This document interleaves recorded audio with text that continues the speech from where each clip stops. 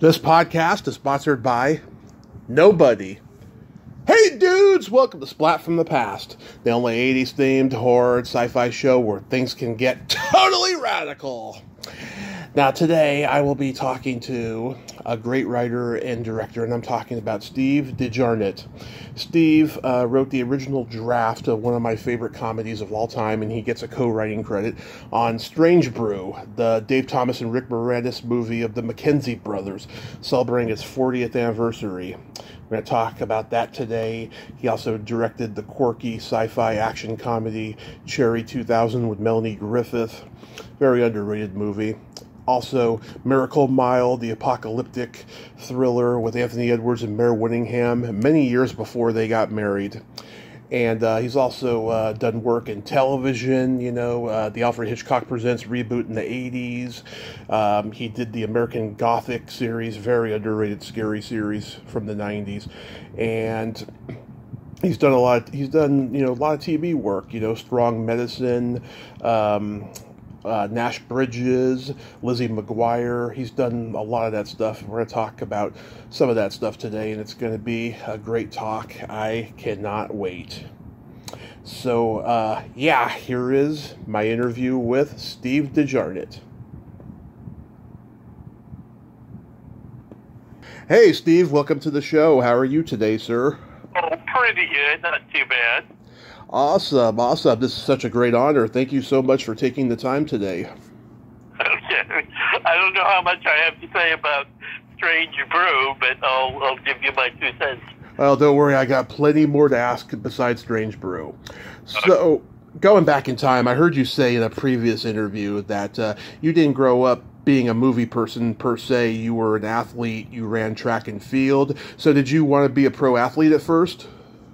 Not pro. Track and field, now there's pros. Back then it was all amateur.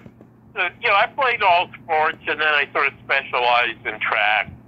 And in high school I was good. I had the state records in what is now the 400 meters, 47.2, and, turned down a full ride to Stanford and some other schools. Luckily, I did that because I ended up going to Occidental College, the good little school in L.A. We had a good track team, and the guys down the hall were filmmakers. And yes, I had only seen films at the drive-in growing up. The Wheat brothers, Jim and Ken Wheat, they directed an Ewok movie. After Midnight, one of the great anthology movies. Yeah, so you can interview them, I'm sure. They're good friends of mine. So I sort of got interested in film because they went to the movies all the time. They were making movies, and I kept getting injured in track. So then I found a new thing to do, and I did that for 30 plus years. Yeah. So do you remember the first movie you saw that had an impact on you? Oh boy. Well, probably at Occidental College, we had a couple of good film teachers, but no equipment. I don't know. I was more into weird experimental stuff like performance.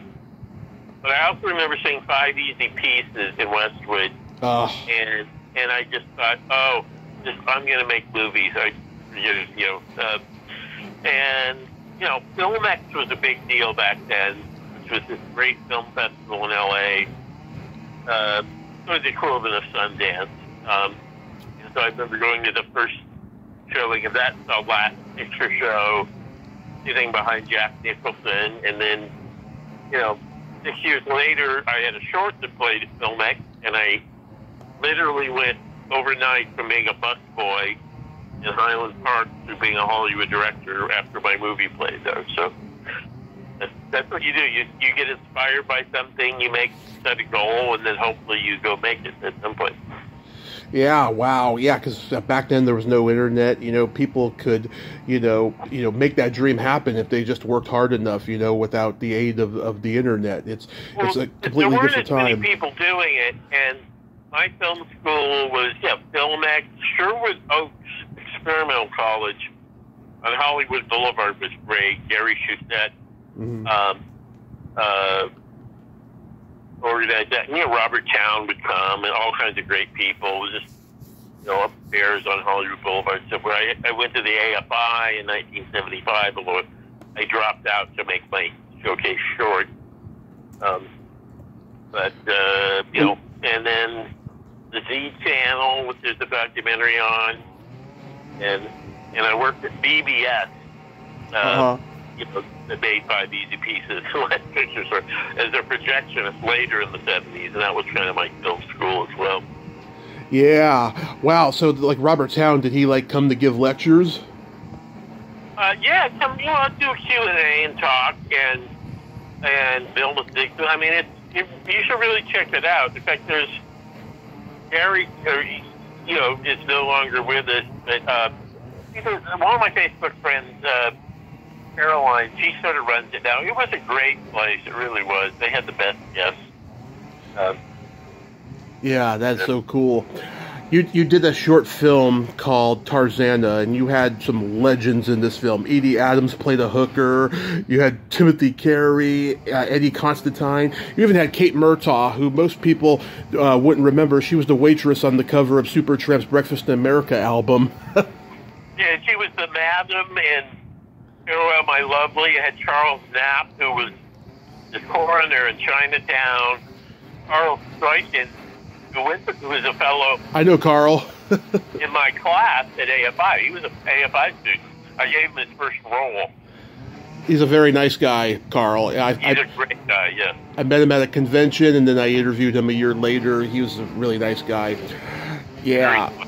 Yeah, I mean, God, you had all this great talent in it and stuff. Was it hard getting these names in there? Here's the deal. It's film noir. We shot 35 millimeter black and white. Old Mitchell BNC cameras and Prime and Kodak film. And I had 3 DPs. We shot 4 crews. We kept running out of money. Tim Carey used up all the film in the first shoot, although it was worth it. And, usually, if you're a film student, and I dropped out of the AFI. I used to have AFI crew people, but it wasn't really even a student movie. You go get your friend who's tall and put a fedora on him and call him a detective. I went and got the best character actors from various things I could and paid them $50. I had no money. The whole thing cost $12,000. Oh, yeah, I mean, I've talked to guys like James Polikoff and Graydon Clark, and they told me, they'd be making these shoestring budget movies, and they'd get these, iconic people like Tony Curtis and Jack Palance and stuff, and they were practically working for nothing, but they loved the scripts, Right. Well, actors want to work, and there's so much great talent in Hollywood sitting around, and if you do write a good part for them, they'll want to do it. Now, if it's not a good part, you can still get them to do it. Corman and other people used to do a thing where they would take, who was it, George, from, Ernest Borgnine. Oh, yeah. George from, Cool Hand Luke, all these Oscar winners. Yeah. And they would pay them $50,000 or whatever to shoot 6 hours on one day, and they'd put them at a desk. They would do all the exposition. And then they could say on their poster, 5 Oscar winners. They really weren't in the movie, but they were in the movie. So that was an old marketing thing, which is still pretty smart. Oh, yeah. I mean, what I liked about Corbin is that he would put TV stars in his movies who had trouble getting cast in mainstream movies in the leads. And then when he put them in his movies, they were box office hits. Yep.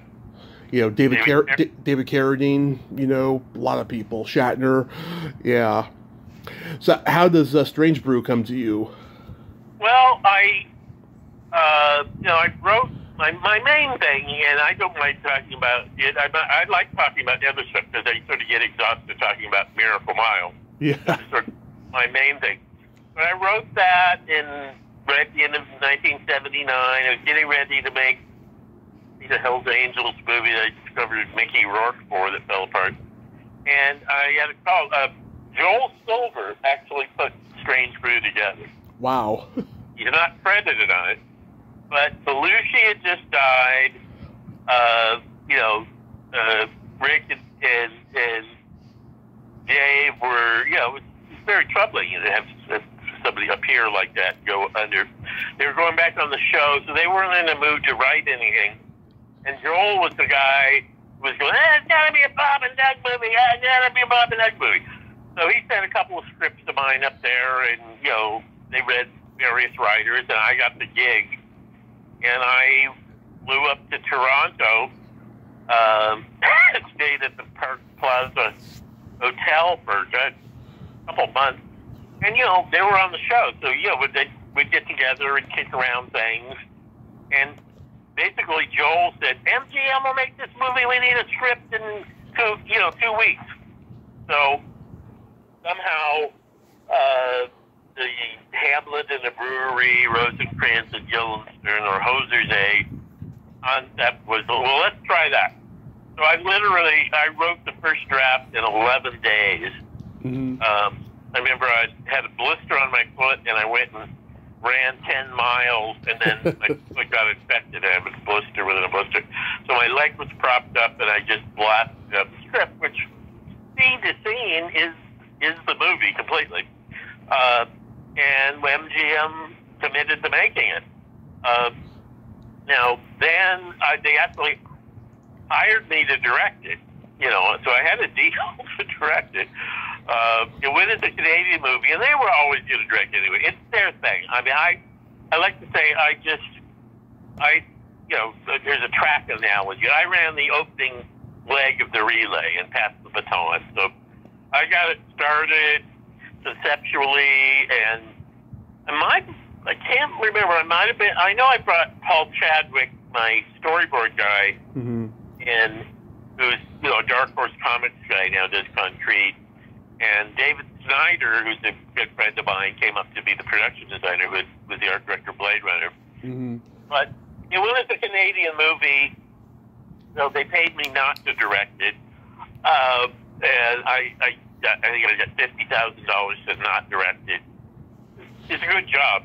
And I gave every penny to Warner Brothers to buy Miracle Mile back. So it worked out for me, and they were going to direct it anyway. And they, you know, they wing everything, and they did a tremendous job, and got Max von Sydow and all that. So, you know, I contributed a bunch, but it, you know, at the behest of Joel and on behalf of them, you know, just sort of help. I don't think it wouldn't have got made if I didn't blast that out. I don't think, or at least it would have got made at that time. Yeah, I mean, the movie has been a staple of my life since I was 5. Like, I remember the first time it aired on TNT when the network was brand new. That's how far back I go with it, you know. And I've interviewed Lynn Griffin many times. She's a close friend now. And Angus McInnes, who played Rosie, and then Jill Frappier, who played Lynn's mother. I've talked to them all. They all had fun making the movie. But yeah, I mean, it's hilarious. Like, what's in the movie that you can take credit for that was in your original script? Well, I mean, you know, Elsinore Brewery and, you know, the Ghost in the Machine and I mean, I would say scene-wise, you know, 2/3 of the structure or ideas for the scene. And then, you know, I remember I tried to write I think in the early draft I wrote the Hanson brothers into the hockey game. Oh, yeah. And I remember I wanted to do, just as a teaser, I don't know if it was really the movie, I wanted to remake the Shining trailer, but with beer. The elevator doors open and beer spills out. That would have been perfect. My ideas kind of were, yeah, I remember the production manager, line producer, when I was only the director for, you know, a month or two. My ideas were going to be expensive, things like that. Mm-hmm. And, you know, it was a low-budget movie, and so besides the Canadian thing, I don't think it would have worked out. So it was all for the best. Yeah, that would have been great, that Shining parody. Everyone was doing a Shining parody back then, you know. Yeah. But, David Snyder, like I said, the art director of Blade Runner, the second unit DP from Blade Runner, Stephen Poster, shot it. So, you know, they had some major talent. Here's the interesting story. You know, I, of course, took their bit from the TV show about, you know, you take a mouse in a bottle, you know, briefcase. So that was in there. And the Moths, I know the Moths I came up with, I think, but in the theater. But anyway, so the Mouth and the Balls thing. When I was the director, briefly, we toured Labatt and Carling, because Molson had got millions of dollars of free publicity. And the other beer companies wanted on the phenomenon because it was so big. Yeah. Right. And then they will put $1 million into the movie, you do whatever you want. Well, they read the script and said, well, you have to take out the mouth of the bottle. And I didn't care, but David Rich said, fuck that. And the Carling and Labatt and Molson boys out at the movie. And they had to go shoot and buy an interest, I think, in a brewery in Vancouver or something. So it was like, yeah. It might have been a bigger brewery scene if you at one of those giant places, which were pretty incredible. Did you come up with the bullets up Bob's nose? I got to read the old script sometimes. I know that seeing like the drowning thing and breathing air underwater, that I remember a storyboard in there.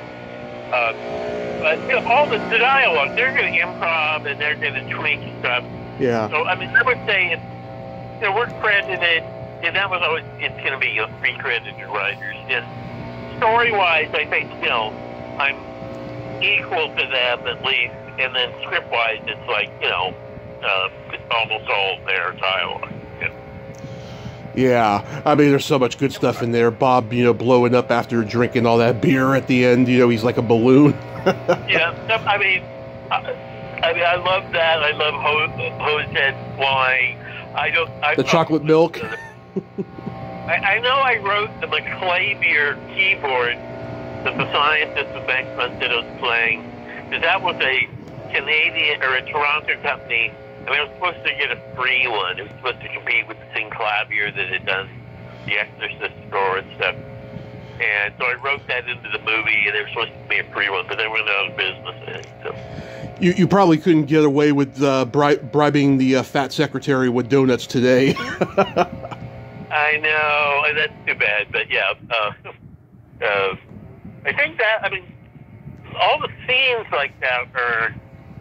I have to read it sometime. How long is it now? It's like 40. This is the 40th anniversary of Strange Brew. Oh, it is. Okay, 40th. Yeah. Did the title come from the Cream song? Yeah. It's. I don't think there was ever another title. There were other. Somewhere I have a couple of schematics for totally other movies. On the road and stuff like that, but they didn't get too far. So. Yeah. That's so cool. And his brother Ian, he did the theme song to the movie. He was a big rock star up there, and yeah, it's a good song too. I've always liked Cherry 2000. I think it's a fun, quirky, post-apocalyptic sci-fi action comedy. Now, you didn't write this, so how did you come to direct it? Well, off this short film, Tarzana, which I made, like I say, I was 6 months behind on my rent, starving, Eagle Rock, Highland Park, and it played Throwback the next week, just like in the big picture Chris Guest movie. 10, 12 agents wanted to sign me, and I immediately got offered features to direct on it. I turned them down. I turned down 30 or 40 movies. I was getting ready to direct a $2 million version of Miracle Mile with Nick Cage. I actually, from 1978 when I made Tarzana to 85 when I directed my first professional job, this Alfred Hitchcock Presents segment that rebooting the old show where I directed John Huston, Kim Novak, and Tippi Hedren. Oh, yeah. I didn't work. I turned stuff down. I hadn't really ever worked on a professional set. So I did that. I got some heat again. Mike Manavoy, I had a 3-picture deal at Orion. So he calls me up one morning and says, I'm sending you a script. The director just fell out. I found out later that was Herb Kirchner. But, and he sent me Cherry, he wanted to send me Cherry 2000. I said, I can't do it. Nick Cage is Nick's turning down everything. Mm-hmm. We're getting ready to make it for $2 million. John Daly of Hemdale's, doing the banking in Amsterdam. And then I had a weird phone call where Nick's attorney, Barry Hirsch, called me up and goes, "Listen, we're going to pull Nick out of Miracle Mile. You'll do it down the road in a year or two. Nick's going to do Peggy Sue Got Married." He also represented Coppola and 3 other movies first. And I said, "Wait, Nick's turning everything down." Well, Nick's on Catalina without a phone. That's the way it is, kid. Yeah. I couldn't get a hold of Nick. His answering machine said, "I'm on Catalina without a phone." So I called up Mike Bettaboy, and they sent me the script. I read 20 pages, and I signed on to do Cherry, which was like jumping on a moving train. The production designer, John DeCure, was already hired. We're shooting like in 12 weeks, and so there's like no prep time. So it's not how I ever made a movie and made many, of course, but I like to really be prepared. So Cherry is not a film by me. I directed it. I contributed Right. as much as anybody, but Michael Almereyda wrote the script. Lloyd Thonville did the story. Cody Chubb, who's the producer, contributed a lot. And, we had a great second unit, and we all went off to Nevada and shot in every toxic location there. And, the new 4K scan version is coming out from Kino Lorber in the year or probably early next year. And there'll be a documentary interviews on there, too. Oh, cool. Oh, that's awesome. Also at Miracle Mile, both Miracle Mile. It won't be 4K, UHD or whatever this time, but it'll be a regular Blu-ray, but it'll be a new scan of both movies. The last was 2K off the inner positive, so this is 4K off the negative. So it's better quality and tons more extras. Oh, that is so cool. I'm looking forward to that. One thing I noticed, Orion released the movie a year after making Mr. Right, which was another Android story. And Tarzana and another short will be on there too. Yeah.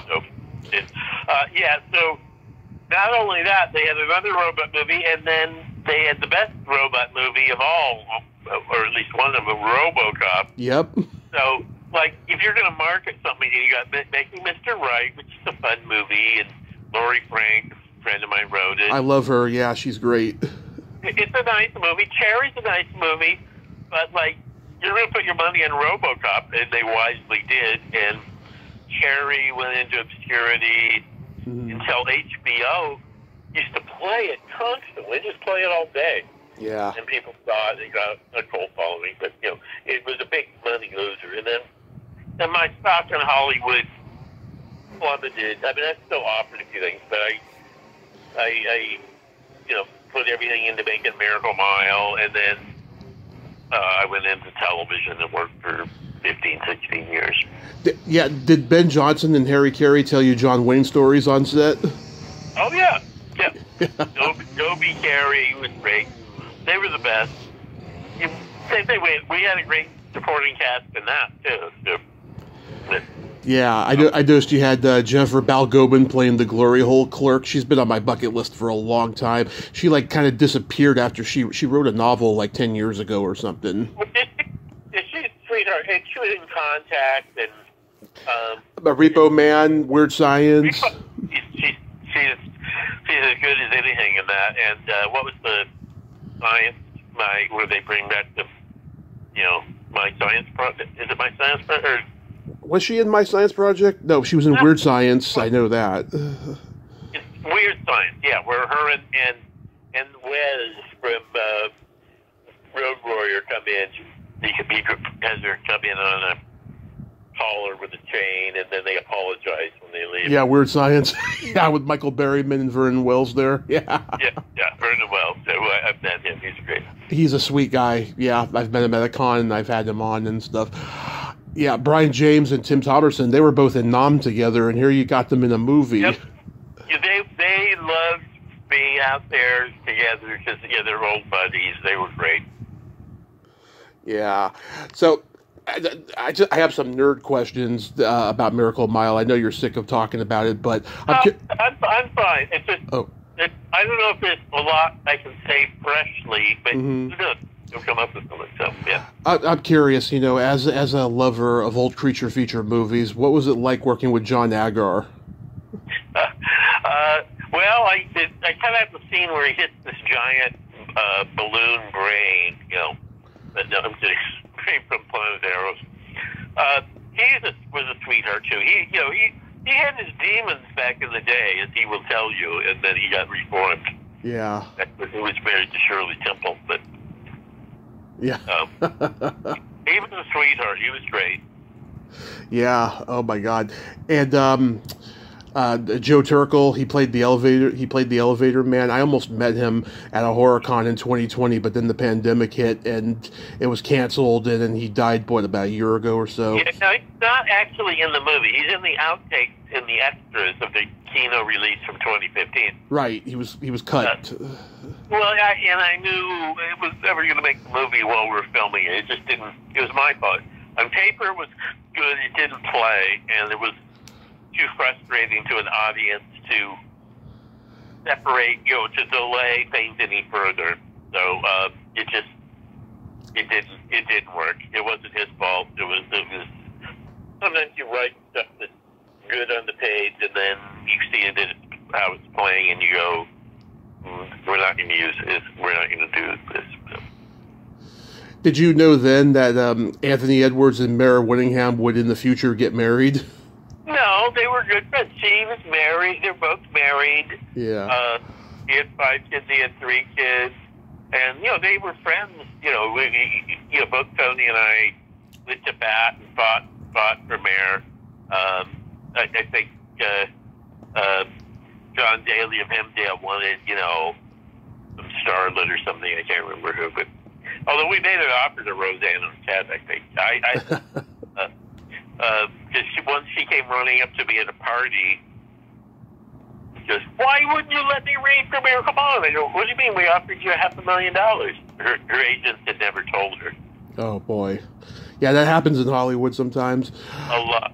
Oh yeah. So they were amazing, and then I knew, actually they filmed an interview in New York for the Kino Blu-ray in 2015, and first time I got a FaceTime thing on my phone, they sent me a message from the back of a cab, and they were making out. And my jaw dropped. I couldn't believe it. I just started crying. And they said they love each other and they're going to be together forever. So I call them my diamond. So nothing else. Miracle Mile was worth making, so it could bring, have them.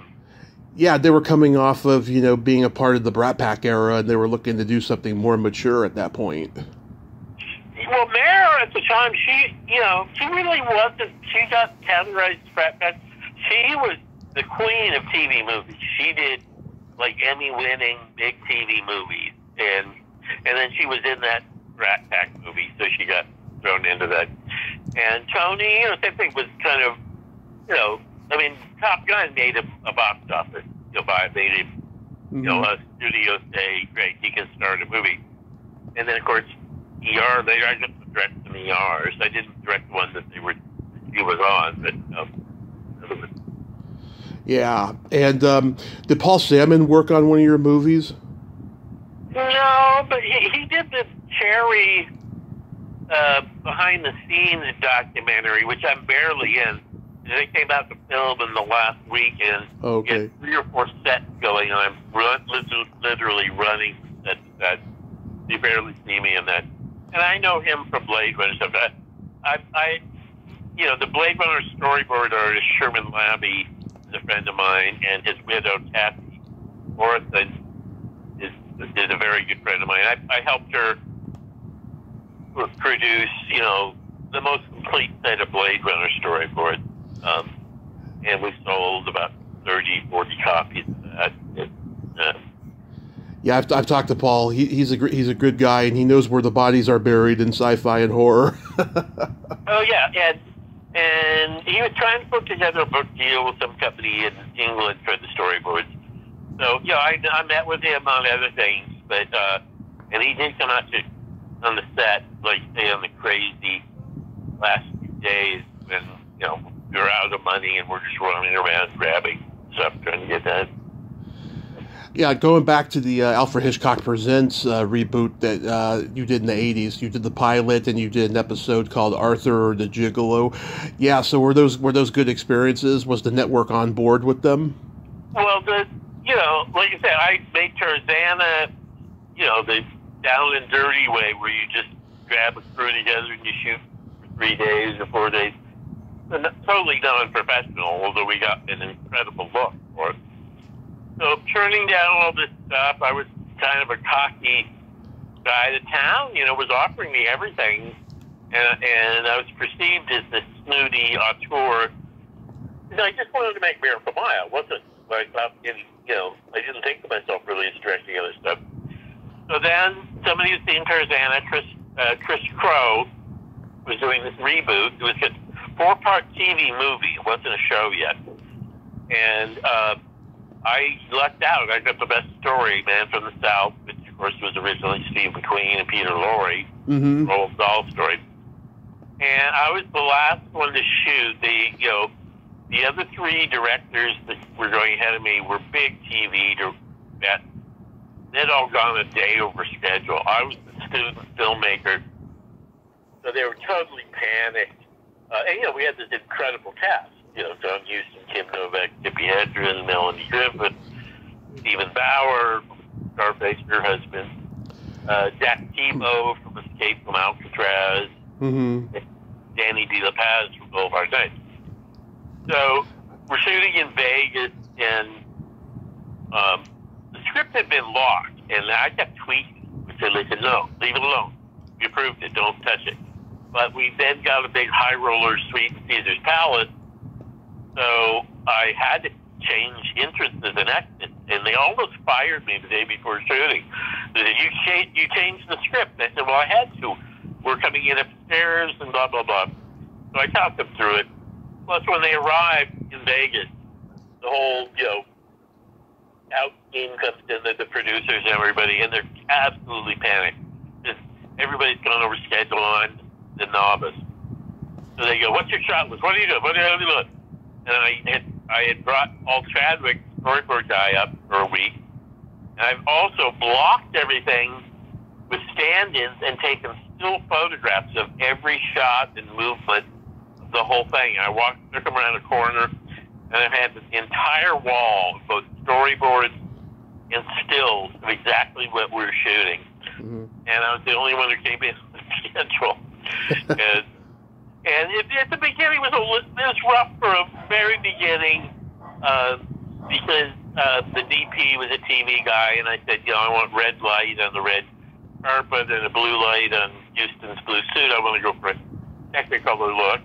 So the dailies came back, and they looked great, and everybody was on their best behavior, having John there, who was, you know, very ill. He had to take a hit off his oxygen tank and stand up, to stand up. I think only the sound man was an asshole because he kept going, I need a rehearsal. Yeah. Just do it. So by the end of the week, you know, the dailies, everybody at NBC was watching the dailies. It got big ratings, the whole TV movie, and then it turned into a TV show. So it got me heat again in Hollywood. And I remember I had a bunch of more studio meetings, and then I jumped on Cherry, which, you know, in retrospect, I wish I had, but, you know, what can you do? Absolutely. Yeah. You know, and even in recent years when, you know, talk has come out about, you know, the way Alfred Hitchcock behaved with the leading ladies, at least, you know, Tippi Hedren and Kim Novak had enough respect for his talent to want to participate in that pilot.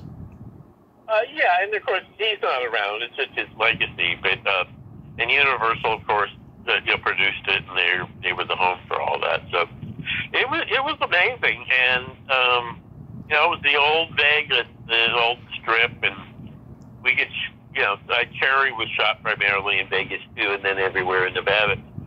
Same thing. Oh, that was really just later in the year.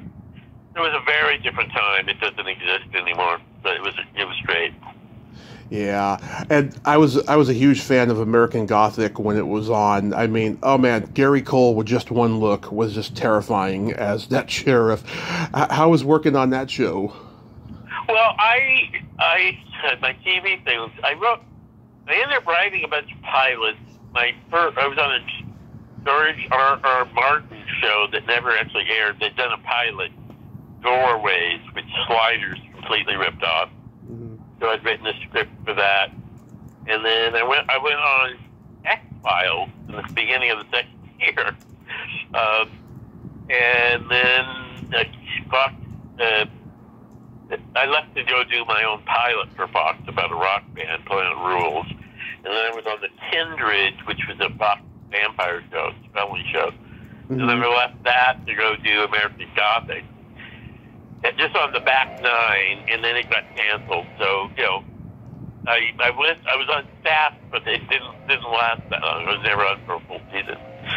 And I wrote, like the 16 pilots, got 4 made. So I'm very close to having my own show a couple times, and ended up directing like 40 episodes too. But yeah, I mean, it was just terrifying. I don't know. I don't think CBS knew what to do with it, because then it went to the Sci-Fi channel, right? Did they? Well, yeah. I mean, it was a dead. By the time I got there, it was kind of dead in the water. They knew they weren't getting reordered. So, but Sean was Cassidy was great to work with, and I worked with him on this sort of the 2-part season ender.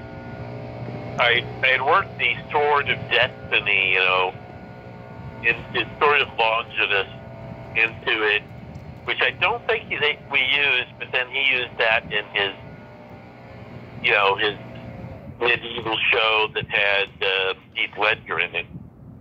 He asked if he could use that stuff, and he did. But. And then you do a departure with Strong Medicine, which was a medical drama. How was working on that show? Well, I directed some ERs, which was the most amazing crew and cast in history and the biggest show at the time.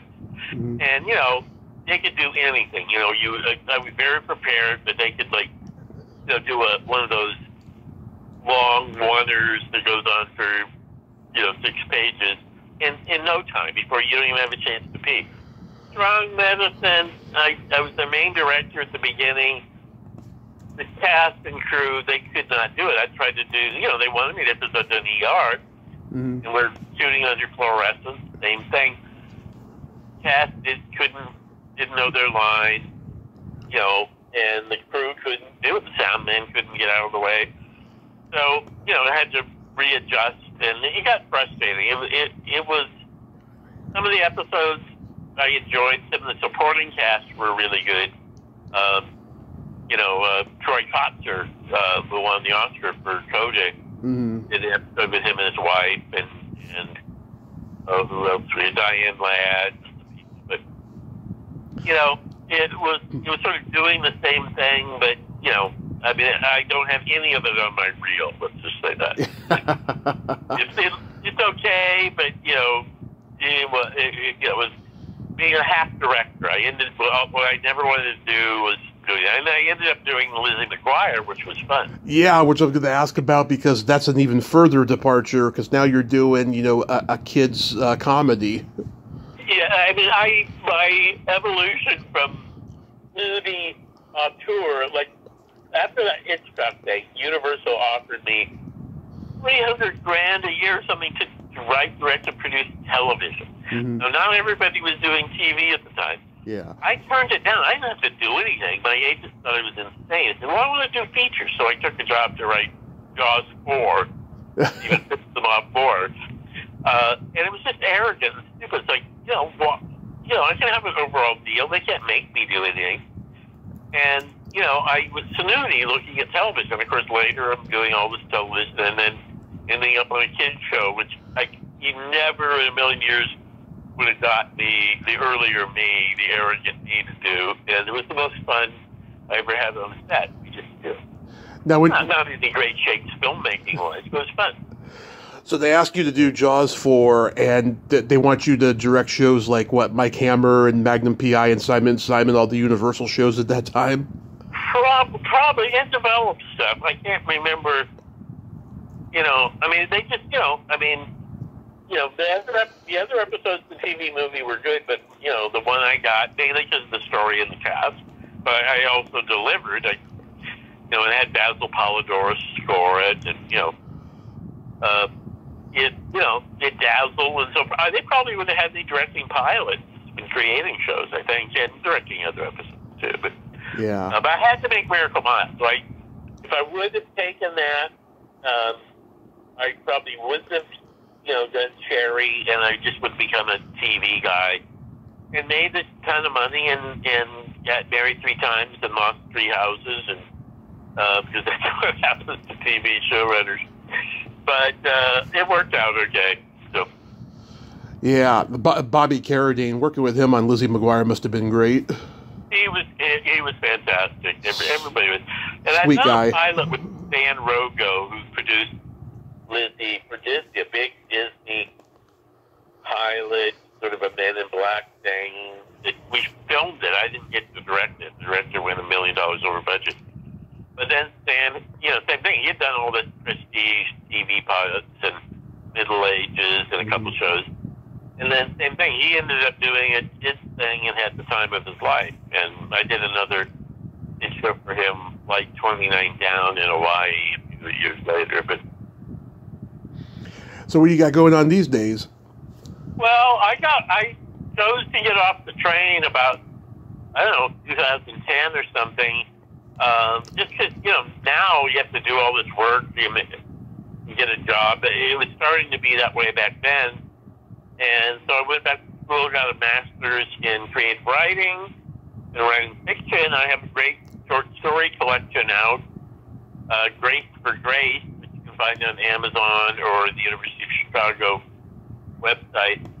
And, my first story was of the best American short story. So, serious kind of literary fiction. I'm not really doing that much now. I'm kind of just loafing or trying to build a website. SteveDeJarnatt.net. You can find stuff on there. Getting these Blu-rays ready. And, You gonna write a memoir? Nah, I post stuff on Facebook all the time, and there'll be stuff on the website. I'm trying to, before I get worse arthritis, learn how to play my guitar and start a band for a couple of years, because why not? Yeah. Something new. So. Oh yeah, everyone's starting bands these days. Well, Steve, I thank you so much for coming on today, and hope you have a great summer. Be safe out there, and SteveDeJarnatt.com is the name of your website? .net. SteveDeJarnatt.net. And .net. Great. And you look for the Kino Lorber 4K and Blu-rays probably early next year, because we're going to do the transfers in November. So, yeah. Awesome. You have yourself a great day, and be safe out there. Thank you. You too. It was great talking to you. You too. Bye-bye. Well, there you have it. Steve De Jarnatt. Ain't he a cool dude? Nice guy. Wow, he's had adventurous adventures in directing and screenwriting in Hollywood. Go check out his website, www.stevedejarnatt.net. And sorry for the lawnmower, outside. If you listen to my Rhea Pavia interview from earlier, it happened like in the last 5 or 10 minutes of that interview, and I thought it would be done by now, but I'm so sorry. It won't happen again. Well, until next time, this is Tommy Throwback Kovac saying there's no shame in living in the past, because the present sucks. Later, dudes.